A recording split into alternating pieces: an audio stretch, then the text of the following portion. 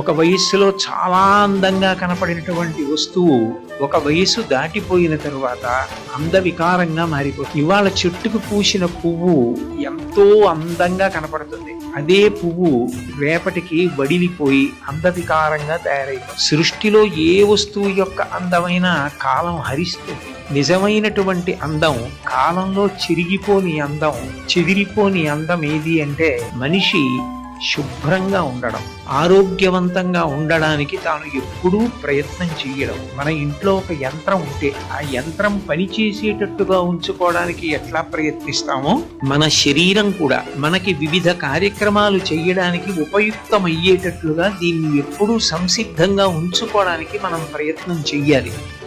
ఇందులో ప్రధానమైనటువంటి విషయం బాహ్య శౌచంలో మంచి ఆహారం తీసుకోవడం. చిన్నతనం నుంచి పిల్లలందరూ కూడా